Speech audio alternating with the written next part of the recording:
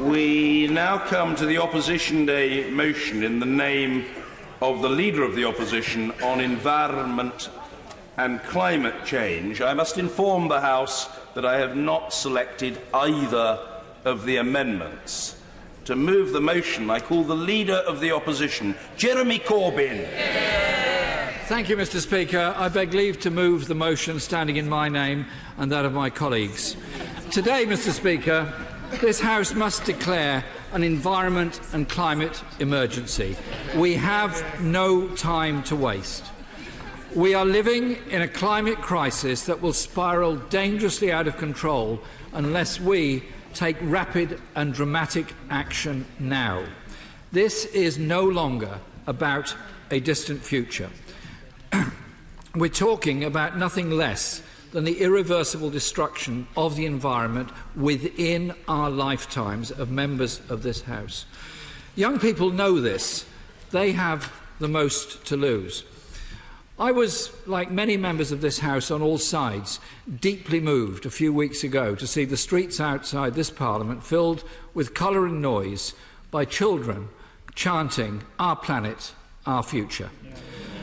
For someone of my generation, it was inspiring, but also humbling that children felt they had to leave school to teach us, adults, a lesson.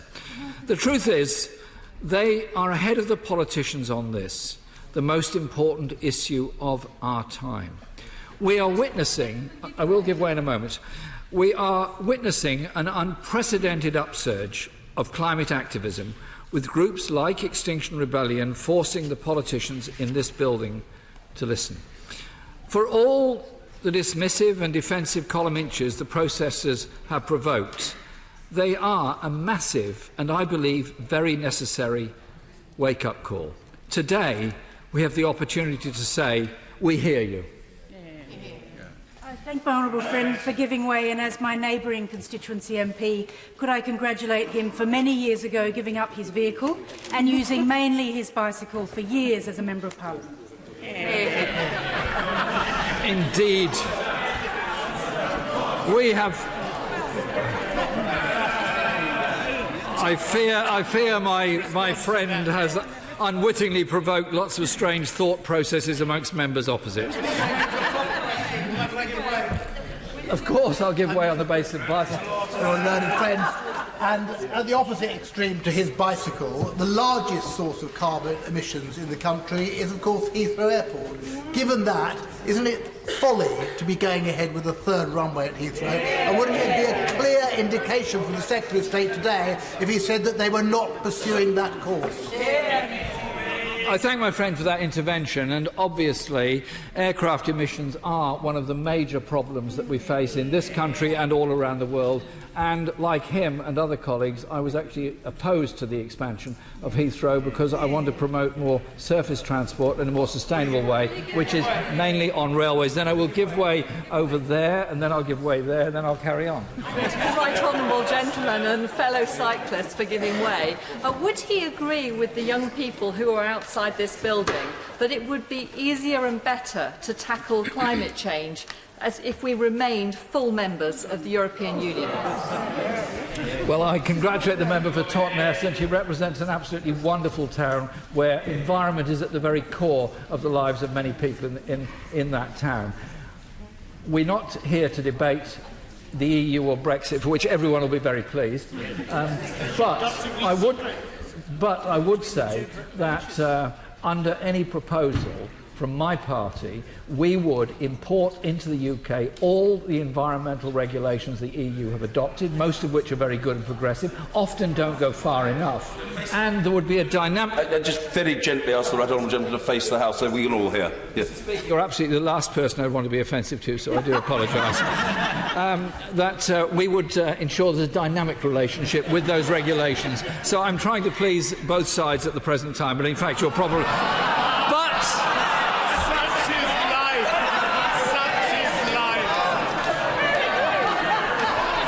Such is the joy of politics when we want to protect our environment, Mr. Speaker.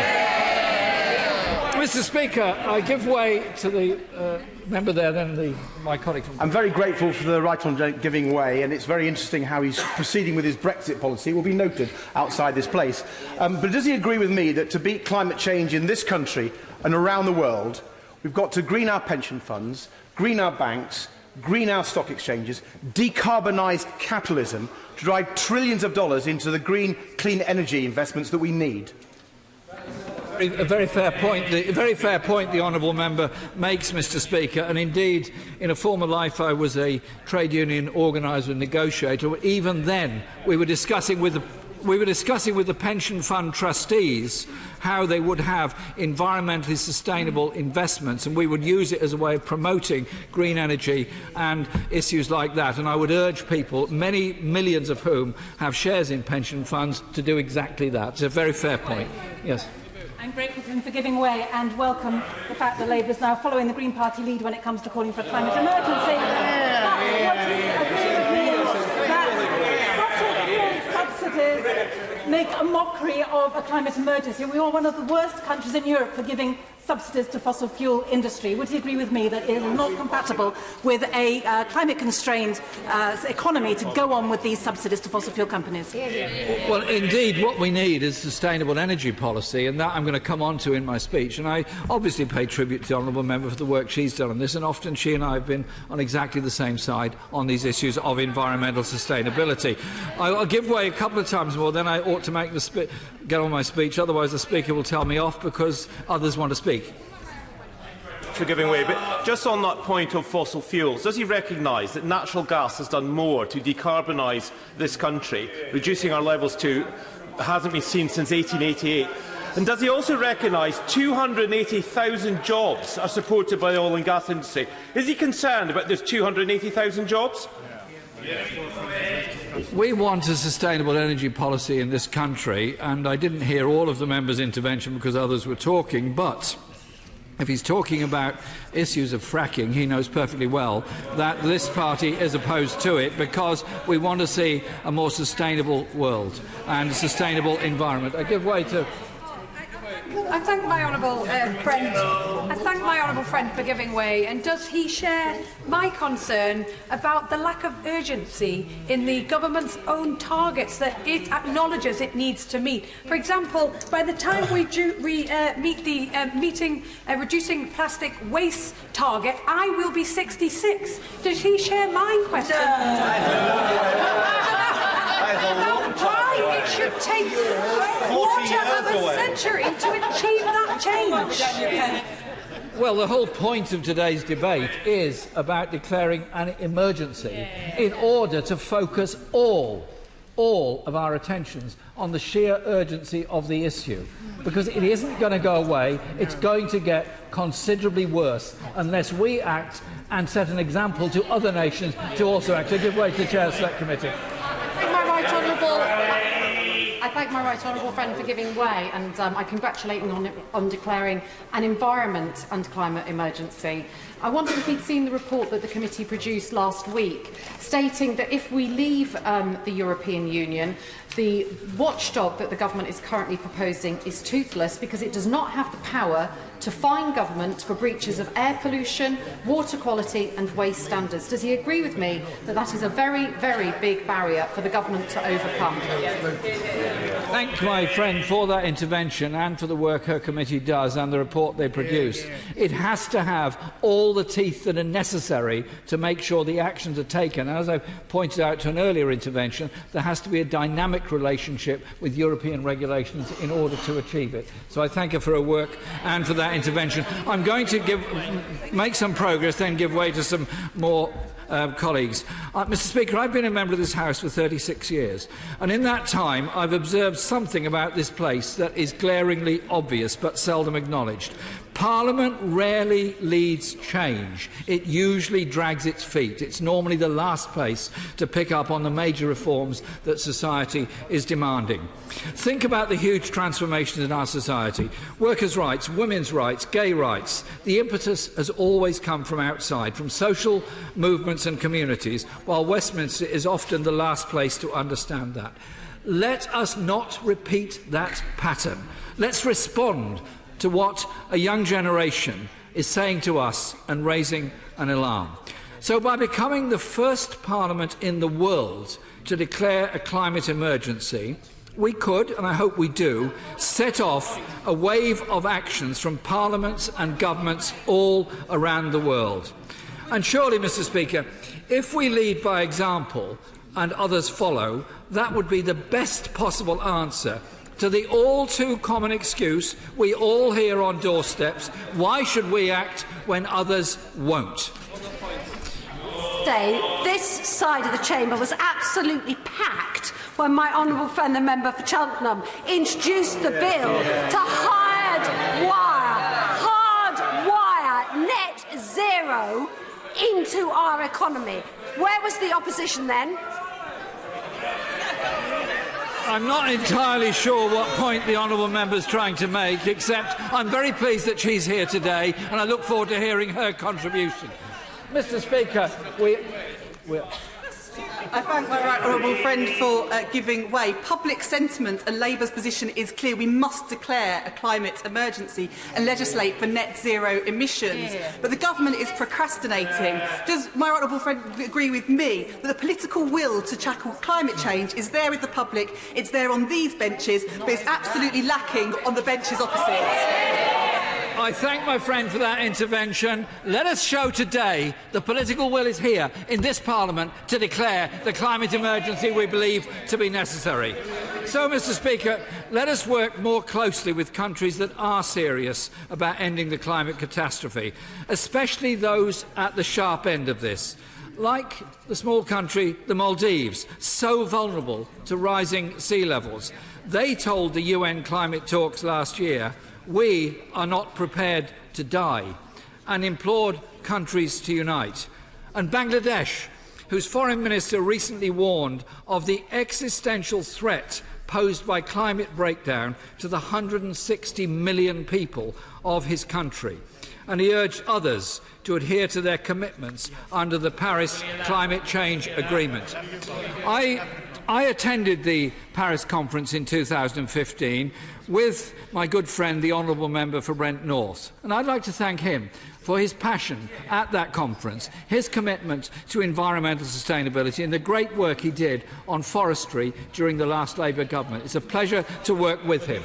He, along with the whole Labour Party, strongly, and I just make this point, strongly support the UK's bid to host the UN Climate Change Conference in 2020. And I really hope that it does happen. And when it does happen, members of this House from all across the House will have a chance to interact with those attending that conference. And let's make clear to President Trump that he must re-engage with international climate agreements. And we must be absolutely clear-eyed about the Paris Agreement. It is a significant breakthrough, a huge breakthrough, but it is not enough. If every country meets its current pledges, if every country in the whole world meets its current pledges as per the Paris Agreement, temperatures will still rise by 3 degrees in this century. And at that point, Mr. Speaker, Southern Europe, the Horn of Africa, Central America and the Caribbean will be in permanent drought. Major cities like Miami and Rio de Janeiro would be lost to rising sea levels. At 4 degrees, which is where we're all currently heading with the rates of emissions that are going on, agricultural systems would be collapsing. This isn't just a climate change issue, it's a climate emergency. We're already experiencing the effects around us. Here at home, our weather is becoming more extreme. The Chief Executive of the Environment Agency recently warned that we're looking into what he called the jaws of death and could run short of water within 25 years. Yet at the same time, flash flooding is becoming more frequent. Anyone who has visited the scene of a flooded town or village knows the devastation it brings to families. That was vividly brought home to me when I visited Cockermouth after the 2015 floods along with my good friend, the Honourable Member for Workington, who's doing such a brilliant job as Shadow Environment Secretary, who first challenged the government to declare a climate emergency a month ago. And around the world, we're seeing ice caps melting, coral reefs dissolving, droughts in Africa, hurricanes in the Americas, and wildfires in Australia. Cyclone Idai has killed more than 900 people in southeast Africa, mainly in Mozambique, and affected 3 million more, only to be immediately followed by the current horrors of Cyclone Kenneth. The heating up of our climate is contributing to the terrifying loss of animal and plant species, something we, sadly, are only just recognising.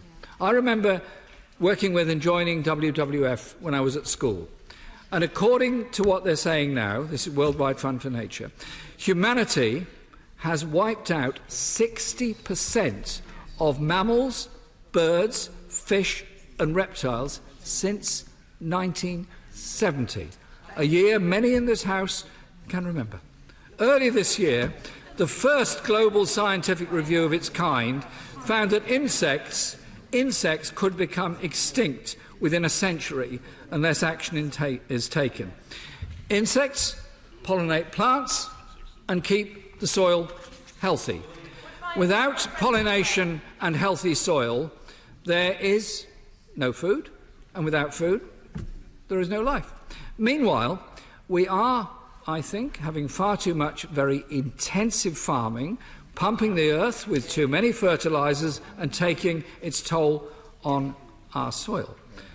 Soil degradation is a major issue, and anyone who reads any farming journals will pick up this all the time, the weakening of soil and soil structures and the need to strengthen them. A more sustainable farming system actually leads, in the longer run, to better yields and less cost in pesticides, herbicides and fertiliser.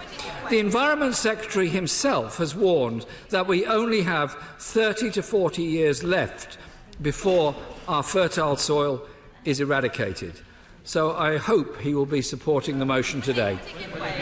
I thank the Leader of the Opposition for giving way. And can I agree with what he said about President Trump? And it is time he re-engaged with the Paris agenda. And dare I say, it is a good subject for after-dinner conversation. But can I ask him, because he mentioned about leading by example, and he says, right, this country must do that, even though it is a small part of overall global emissions. Where in the balanced energy policy of the future, should he become Prime Minister, where does coal sit in that energy policy? We see a growth in renewable sources and green energy, and I'm coming on to that in my speech, and a reduction in the use of fossil fuels on this. I give way to the member at the back. For him giving way, and I recognise he has allowed a lot of interventions. I think the reality is we can all agree that there is an emergency on environment and climate change, and he's setting out some of the reasons why many of us, I think most of us, all of us, would probably agree with what this motion is saying. But isn't it time that this House stopped scoring cheap political points and started being prepared to actually try and find a consensus? And all I would say to him, in all genuineness, is if he's willing to sit down and try and find a consensus on Brexit, is he willing to sit down and try and find a consensus on something that is arguably far more profound, which is this issue of climate change? Last week, the leaders of the parties in Parliament, with the exception of the Prime Minister, attended a round table with a group of young people led by Greta Thunberg to discuss that very issue. Yes, I'm very happy to sit down with anybody to discuss the issues of our environment and sustainability, and I invite the honourable member to do exactly the same. Yes. Well, gentlemen, he is being generous with his time. On the subject of coal, does he now regret the comments that he made while he was seeking to become leader of his party in 2015, that he was in favour of reopening coal mines? And does he therefore deplore the recent decision in Cumbria to open a new coal mine there? I don't regret any of the statements I made in the 2015 leadership campaign. I was talking then about the way in which the coal mining communities in South Wales have been so disgracefully treated by the government that he supports. And on the question of the Cumbrian mine, yes, there is an issue there. There is an issue about the supply of coal that will always be necessary for the steel industry in order to fuel blast furnaces. That's why I'm talking about a balanced approach to energy, which does recognise the need to have sustainable industry as well as reducing emissions. None of this is easy or none of it's simple, but we have to move in the right direction of reducing emissions, reducing carbon dioxide emissions, and a cleaner and more sustainable environment. Thank my honourable friend for giving way. And can I agree with him on this ecological crisis that we are facing? I am hosting Chris Packham here in Parliament today to meet parliamentarians. Can he join him and also the Environmental Audit Select Committee in calling for a conservation audit to look at really what is going on out there in our biodiversity with our species? My friend for that intervention and compliment her on her work. I think an audit like that would be a very appropriate response to this debate that we're having today, because she's quite right. Unless you actually examine the biodiversity loss, in particularly where there's monocultural agriculture around the country, and the urban areas as well, then we're not going to know just how serious it absolutely is. So I do support. I'll give way one more time, then I'll move on. I'm very grateful. Isn't one of the most disturbing aspects of this climate emergency the fact that some of the poorest people in the world live in the land that is closest to the rising sea levels? And if people are truly concerned about mass migration today, they should be truly worried about this crisis, because those are the people who are going to be travelling, moving many millions of people trying to find a safe place to have clean drinking water and a home for themselves. It's a very good point, and indeed I'm coming on to that in a moment, because the heart of the environment issue and climate emergency is really one of justice. It's those here and around the world who are least to blame for it, who bear the burden of it and the highest cost.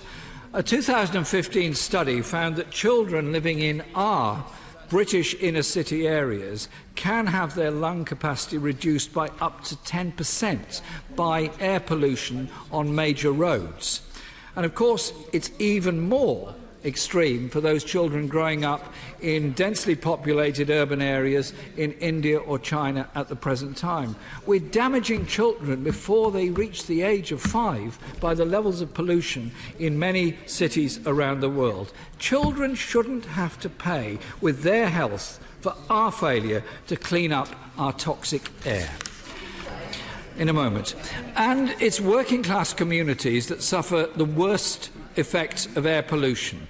Those who are least able to rebuild their lives after flooding will be hit hardest by rising food prices, while the better off, who are sometimes more responsible for the most emissions, can pay their way out of the trouble. And internationally, in a cruel twist of fate, it's the global south which is facing the greatest devastation at the hands of drought and extreme weather. This fuels poverty and war and creates refugees as people are forced to flee their homes. Some, not all, but some of the 65 million refugees in this world now are in reality climate refugees. These people are paying the price of emissions that do not come from the global south, overwhelmingly come from the global north and rapidly industrialising societies.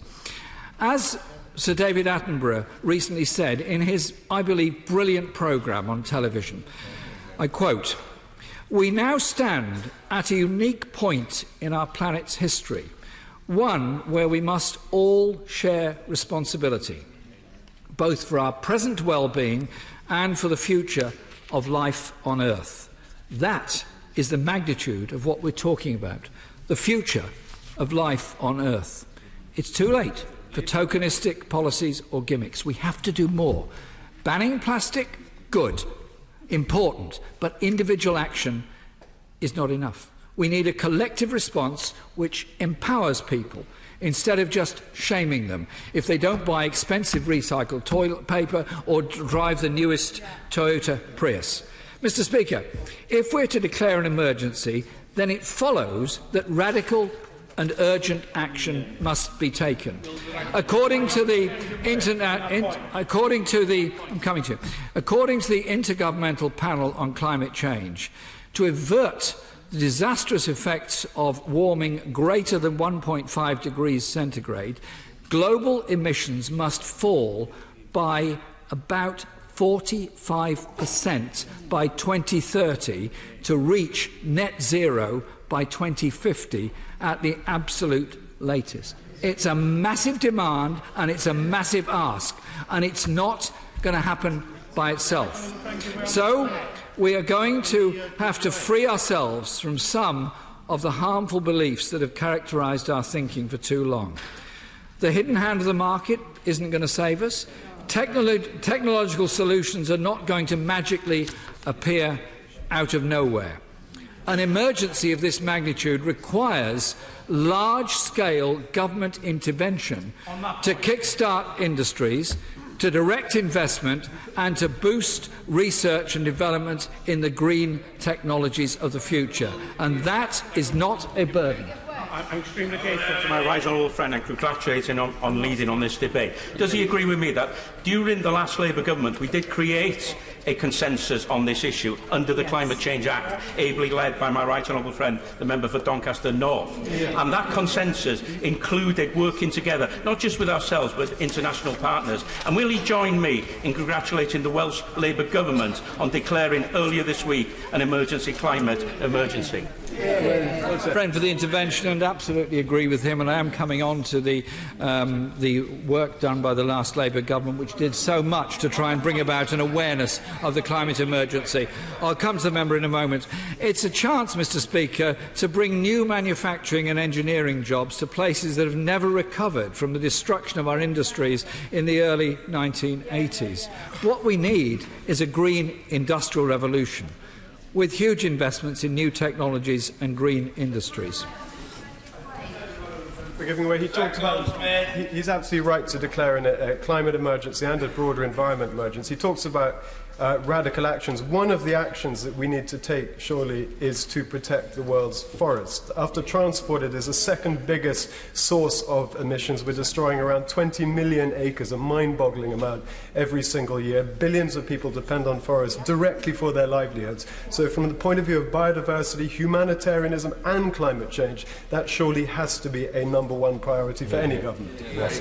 Right, it does have to be a very high priority. I'm coming on to that towards the end of my speech, but it is absolutely correct that forests not only sustain a high level of biodiversity, they're also a huge source of carbon capture because it's locked up within the trees themselves, and I'll be coming on to that.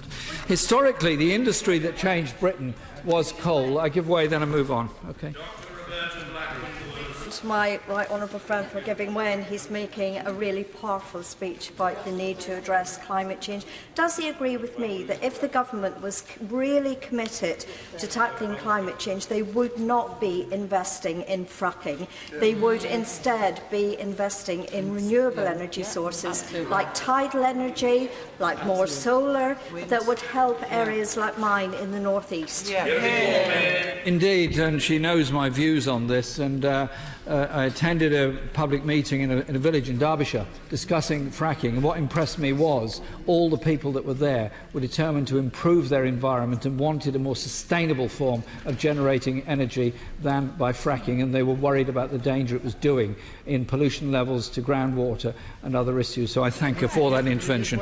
Coal powered the first industrial revolution in Britain, but it was done on the backs of the working class at the expense of our environment.